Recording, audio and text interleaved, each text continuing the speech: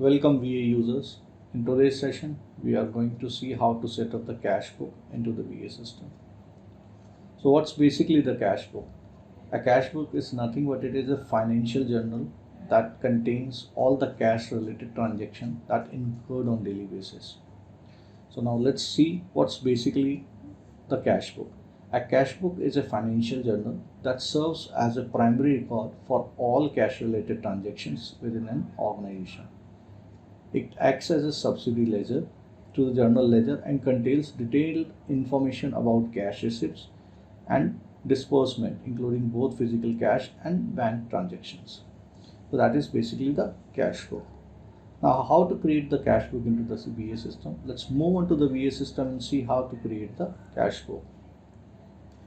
Now I am at my landing page into the ABC admin. Let's create the cash book. To create the cash book into the VA system, you just need to open the cash book window, and here into the cash book window, by default one of the cash book gets generated as a result of tenant generation process. So I would be able to rename this. So what I will say, ABC HQ cash book, and I will change my currency from USD to INR since my accounting schema is in INR. If you are having the different cash books like into the USD currency, you would be able to maintain so, but normally in one of the legal entity there is a single kind of cash is there, that is either INR or USD. Okay, so here is the cash book. So if you want to create a new cash book into the system, you just need to click onto the new record. You just need to give the name, the INR currency, and then the opening balances. These opening balances used to come into the trial balance when you ask the customer to provide the trial balance for entering the opening balances. So we'll enter the trial balance, and then the running balance and the completed balance would be updated by the system. Okay, so if I want to create a new, then I would be able to say ABC HQ cash book 1 in INR. My opening balance is 50,000, and I would be able to save.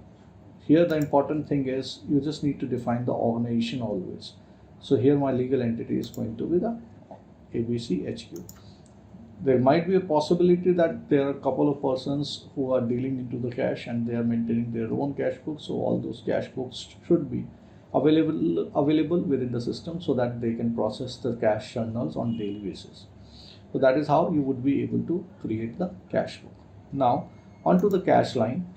Whatever the cash journal you are processing and that is not processed, somehow it remains in progress or drafted stage due to a certain reason, then you would be able to see all the details of those transactions at this particular place.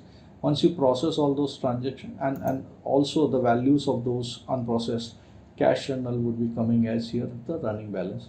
Once you complete your cash journal or the cash vouchers, thereafter you would be able to see that the running balance is getting summed up with the completed balance. It means that suppose I did today 10,000 expenses, so here you would be able to see minus 10,000, and once your cash voucher or the cash journal is completed, then this minus 10,000 gets summed up with the completed balance and your completed balance becomes 40,000. So that is basically the cash book and the cash lines, and thereafter again the system will copies all the default codes from the accounting book or from the accounting schema to the cash book.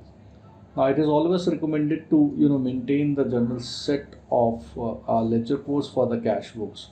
So if you maintain the set of cash book ledger codes, then those ledgers would be processed by the system at the cash journal. So that is how you would be able to process, that is how you would be able to generate the cash books. I hope this video will be useful for you. Thanks a lot. Bye-bye.